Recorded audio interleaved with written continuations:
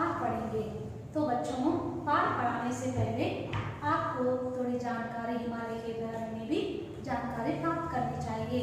तो देखते हैं हिमालय के बारे में, हिमालय के पर्वत के बारे में। हिमालय पर्वत जो हैं विश्व में सबसे बड़े और ऊंची पर्वत हैं। हिमालय पर्वत को माउंट एवरेस्ट भी कहते हैं और सागर माता भी कहते हैं। इसे अलग अलग नामों से जाना जाता है। ये हिमालय पर्वत जो हैं पूरी तरह से बर्फ से ढके रहते हैं, पूरी तरह से बर्फ से ढके रहते हैं। हिमालय पर्वत की ऊंचाई जो है 29,028 फीट है। इस हिमालय पर चढ़ने के लिए बहुत सारे लोगों ने कोशिश किया है। प्रयास करते करते बहुत सारे लोगों ने अपने जान बलि दे दिया है और थोड़ी लोगों की लाशें तो अभी तक भी पता नहीं चला, बर्फ में दबकर मर गए हैं। इतनी ऊंचाई से रहने वाले पर्वत पर लोग कोशिश करते रहे, अपनी जान बलि देते रहे। अंत में 2 व्यक्तियों ने इतनी बड़ी ऊंचाई रहने वाले पर्वत पर चढ़कर एक नई कारनामा दिखाया है। ये 2 व्यक्ति थे, शेरपा तेंजिंग और एडमंड हिलरी।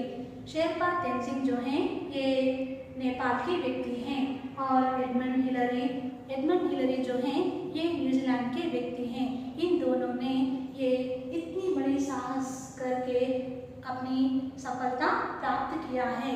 तो ये हिमालय पर्वत जो हैं हमारे देश के प्रहरी के समान हैं। ये हमें शत्रुओं से बचाता रहता है। इतनी आसानी से हमारे देश के अंदर कोई घुस नहीं सकता। इतनी बड़ी ऊंचाई से रहने वाले पर्वत की ये विशेषता है, ये शत्रुओं से हमें बचाता रहता है। तो ये है हिमालय की जानकारी। तो बच्चों, आज हम पाठ के बारे में पढ़ेंगे। आज का पाठ जो है हिमालय की बेटियां। बेटियां मतलब हिमालय से निकलने वाले नदियों को कवि ने, लेखक ने इन्हें बेटियां कहा है। इस हिमालय की बेटियां के लेखक जो हैं नागार्जुन जी हैं। नागार्जुन जी हिमालय से निकलने वाले नदियों को किस तरह से, इनका स्वरूप, इनका रूप किस तरह से बताया है, हम आज जानकारी प्राप्त करेंगे। तो चलिए बच्चों, आज हम इस पाठ को पढ़ेंगे। हमारा भारत देश जो है नदियों से भरा हुआ है। भारत देश में बहुत सारी नदियां हैं, गंगा, यमुना, सिंधु, ब्रह्मपुत्र, सतलज, ऐसे बहुत सारी नदियां हैं। क्योंकि हमारे देश की 70% जनता गाँव में ही रहती है और इनका व्यवसाय जो है कृषि है, एग्रीकल्चर पर डिपेंड होते हैं। तो ये कृषि करने वाले व्यक्तियों की मुख्य जो होता है ये नदियाँ होता है। नदियों से आने वाले पानी से ही ये अपना व्यवसाय करते हैं। तो नदियाँ अपने जीवन में मुख्य भूमिका निभाती है। हमें पानी नदियों से ही मिलता है और नदियाँ हमें पानी जीवन दान देती है। सभी चीज़ों के लिए, सभी सजीव जीवों के लिए पानी चाहिए, पेड़ों के लिए, मनुष्य के लिए, हर एक जीवन के लिए ये नदियों की ज़रूरत होती है। तो चलिए बच्चों, आज हम हिमालय की बेटियां पाठ पढ़ेंगे। तो आप मेरे साथ आप अपनी पुस्तक खोलिए और देखते रहिए कि लेखक ने इसके बारे में क्या बताया है। अभी तक मैंने उन्हें दूर से देखा था, लेखक कह रहे थे ये हिमालय पर्वत उन्होंने दूर से देखा था, करीब जाकर नहीं, दूर से देखा था। तब इनसे निकलने वाले नदियाँ जो हैं किस तरह से दिखाई दिया है, देखिए एक बार। तो बड़ी गंभीर, शांत, अपने आप में खोई हुई लगती है। तो जब लेखक जो है दूर से इन नदियों को, जब लेखक ये दूर से नदियों को देखता है तो ये बहुत ही गंभीर, शांत दिखाई देते थे। शांत स्वभाव दिखाई देता था इन नदियों का स्वरूप। जब सम्रांत महिला की भांति वे प्रतीत होती थी, उसके प्रति मेरे दिल में आदर और श्रद्धा के भाव थे। तो जब ये दूर से लेखक जब दूर से नदियों को देखता है तो एक संभ्रांत महिला एक औरत को देखते हुए कितना आदर सम्मान अपने दिल में प्रतीत होता है, उसी तरह से इन नदियों को दूर से देखने पर उनके दिल में श्रद्धा जाग उठी। माँ और दादी, मौसी और मामी की गोद की तरह उनकी धारा में डुबकियां लगाया करता। तो बच्चों, आपसे मैं एक बात पूछती हूँ, आपके घर में आपको सबसे ज़्यादा कौन पसंद है? तो आपकी बात यही होगी कि पहले आप कहेंगे अपनी माँ। माँ जो होती है सबसे बड़ी प्यारी होती है, बच्चों को बहुत प्यार से देखती है। और उसके बाद में याद आएगी दादी। दादी के गोद में सोते हुए बच्चे पुरानी कहानियाँ सुनते हुए सो जाते हैं। इस तरह बहुत से प्यार करने वाले व्यक्तियाँ जो होते हैं, माँ, दादी, मौसी, मामी, उसी तरह जब लेकर इन नदियों में डुबकियाँ लगाया करता था तो उसी प्यार पाता था। जब नदियों में डुबकियाँ लगाते हुए जो प्यार माँ के रूप में मिलती है, दादी के रूप में मिलती है, इस तरह से ये इनको डुबकियाँ लगाते वक्त ये प्यार मिलता था इस लेखक को। परंतु इस बार जब वे हिमालय के कंधे पर चढ़ा तो वे कुछ और रूप में सामने थी। पहले लेखक ने दूर से देखा था इन हिमालय पर्वतों को, फिर बाद में एक बार लेकर हिमालय के पर्वत पर, ऊंचाई से रहने वाले पर्वत पर चढ़कर देखा था इन नदियों का स्वरूप। मैं हैरान था कि यही दुबली पतली गंगा, यही यमुना, यही सतलज समतल मैदान में उतरकर विशाल कैसी हो जाती है। तो जब लेखक इस हिमालय पर्वत पर चढ़कर जब ये नदियों का स्वरूप देखता है तो जब ये ऊपर से देखता है कितना दुबला, देखिए आप लोग भी देखिए, आप ध्यान से देखिए कितना दुबला है इनका स्वरूप, दुबला पतला। जब ये बहते हुए नीचे धरती पर आ जाती है, मतलब ये पूरे बहते हुए हिमालय से निकलते हुए सभी नदियाँ नीचे धरती पर आ जाती है, इनका स्वरूप मतलब विशाल हो जाता है। दुबली सी पतली सी रहने वाला इनका स्वरूप नीचे धरती पर आकर विशाल बन जाता है। इनका उछलना और कूदना, खिलखिलाकर लगातार हंसते जाना, इनकी यह भावभंगी, इनका यह उल्लास कहाँ गायब हो जाता है मैदान में आकर। तो बच्चे जब छोटे रहते हैं तो शरारती करने लगते हैं, बच्चे होते हैं शरारती करने के लिए। तो यहाँ पर ये हिमालय से निकलते जब ये उछलते हुए, कूदते हुए, खिलखिलाकर हंसते हुए, मतलब अपने विभिन्न स्वरूप, मतलब इनका रूप भी इस तरह से दुबली पतली बदल कर, मतलब अपना स्वरूप भी बदल कर जब ये विशाल मैदान में, मतलब ये धरती पर आ जाते हैं, तब ये सब कहाँ गायब हो जाता है। ये देखकर लेखक को बहुत आश्चर्य हुआ। ये दुबली पतली से रहने वाले ये नदियाँ समतल मैदान पर आकर अपना रूप बदलता है, ये कैसा हो सकता है। किसी लड़की को जब मैं देखता हूँ, किसी कली पर जब मेरा ध्यान भटक जाता है, तब भी इतना कौतूहल और विस्मय नहीं होता जितना कि इन बेटियों की बाल लीला देखकर। तो जब एक लड़की सड़क पर जाती है तब मेरा नज़र उस पर नहीं अटकता, और जब मैं एक सुंदर कली को देखता हूँ तब भी मेरा नज़र उतना सा वहाँ पर नहीं अटकता। फिर भी ये नदियों पर मेरा नज़र वहीं पर अटक गया था। इनकी बाल लीला, मतलब बाल में जिस तरह से वो ऊपर से नीचे खिलखिलाते हुए, हंसते हुए, कूदते हुए किस तरह से आते हैं, जितना विशाल मैदान में आकर उनका रूप बदल जाता है। कहाँ से बागी जा रही है, वह कौन लक्ष्य है जिसने इन्हें बेचैन कर रखा है। अपने महान पिता का विराट प्रेम पाकर भी इनका हृदय अतृप्त है, तो वह कौन होगा जो इनकी प्यास मिटा सकेगा। तो लेखक ये भी कह रहे हैं कि ये हिमालय पर्वत को एक पिता के रूप में माना है, पिता के रूप में मानकर ये नदियों को बेटियों के रूप में कहा है। तो ये जब जब छोटे होते समय हम लोग भी अपने माता पिता के साथ ही रहते हैं, बड़े होकर अपने लक्ष्य पाने के लिए दूर कहीं चले जाते हैं। उसी तरह ये नदियाँ जो होते हैं, जब छोटे रहते हैं, उनकी बाल्यकाल में ये हिमालय के गोद में अपने पापा के गोद में खेलते हुए, जब ये खिलखिलाकर हंसते हुए जाते हैं, फिर मैदान में आकर निकालो, मतलब कहाँ भागी जा रही है, इनका प्यास कौन बुझेगा। अपने पिता को छोड़कर अपना लक्ष्य पाने के लिए कहाँ भागी जा रही है ये नदियाँ।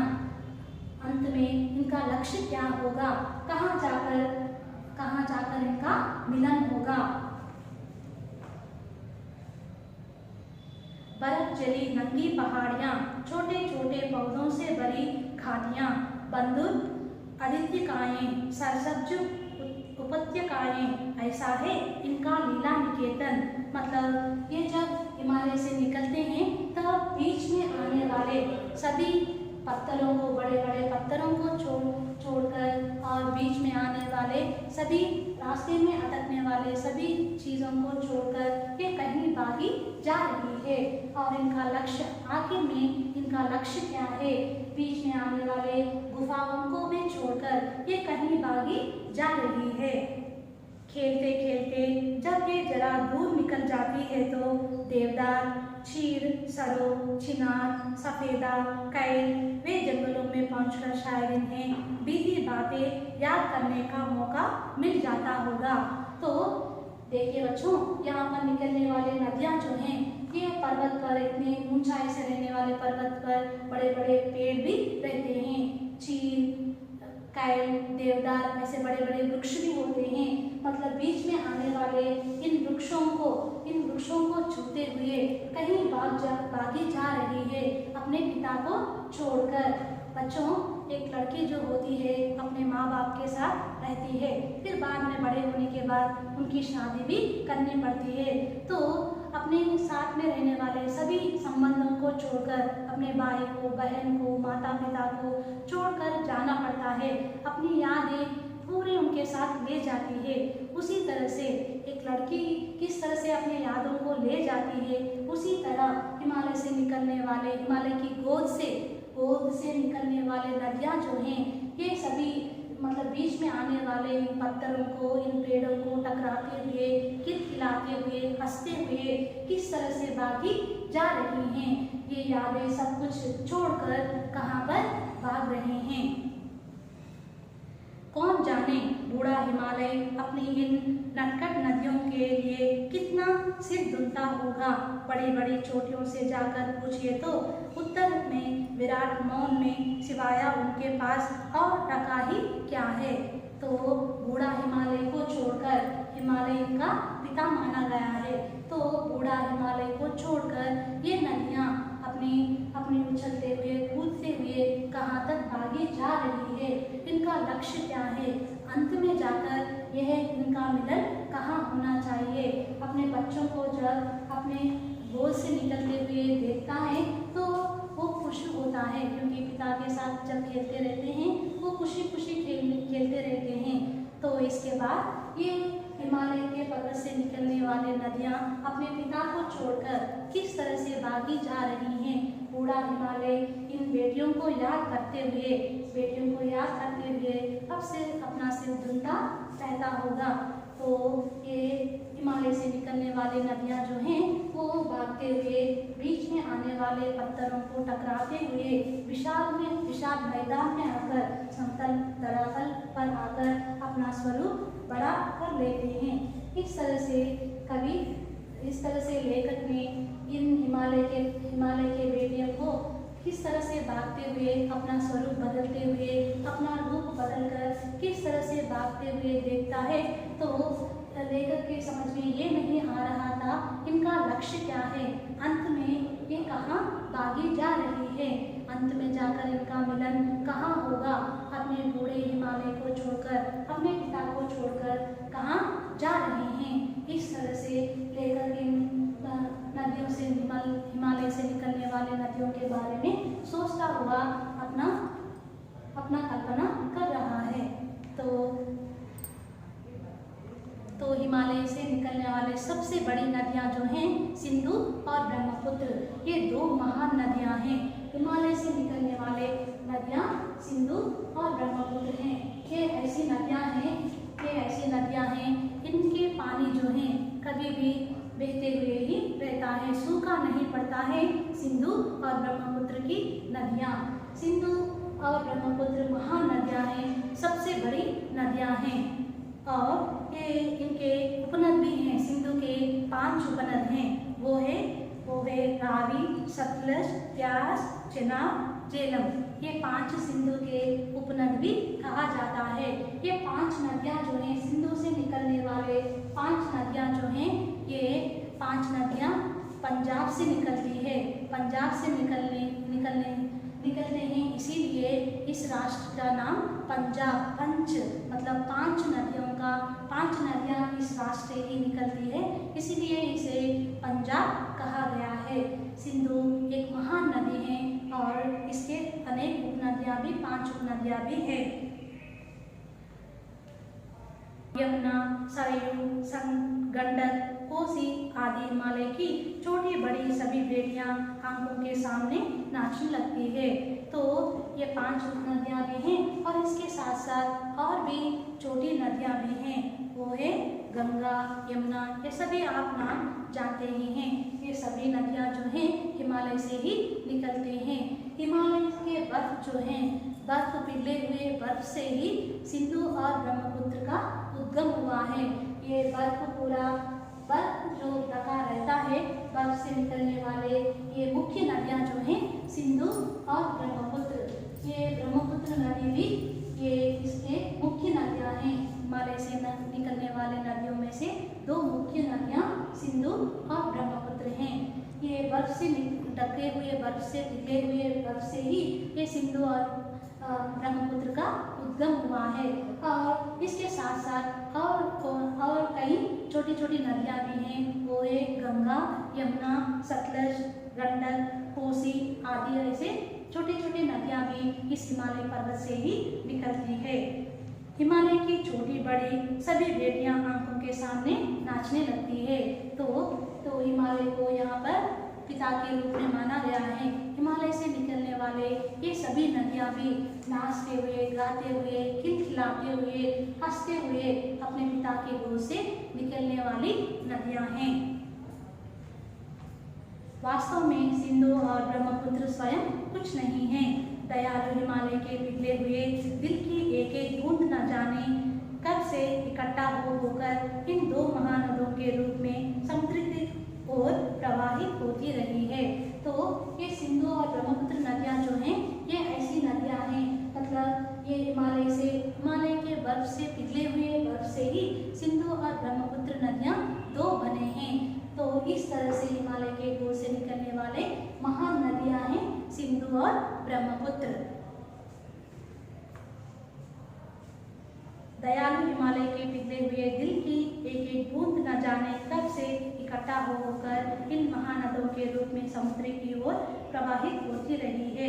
कितना सौभाग्यशाली है वह समुद्र जिसे पर्वतराज हिमालय की इन 2 बेटियों का हाथ पकड़ने का श्रेय मिला। तो लेखक कहते हैं कि ये हिमालय को नदियों का पिता के रूप में माना गया है और यहाँ से निकलने वाले सभी नदियाँ जाकर समुद्र में मिल जाते हैं। तो समुद्र को लेखक ने दामाद के रूप में देखा है। तो समुद्र को उन्होंने दामाद कहा है और हिमालय को उन्होंने ससुर कहा है। तो इनका रिश्ता मतलब जब एक लड़की होती है, शादी होने के बाद अपने घर छोड़कर अपने ससुराल जाना पड़ता है, उसी तरह से ये हिमालय से निकलने वाले नदियाँ जो हैं समुद्र में जाकर मिल जाते हैं।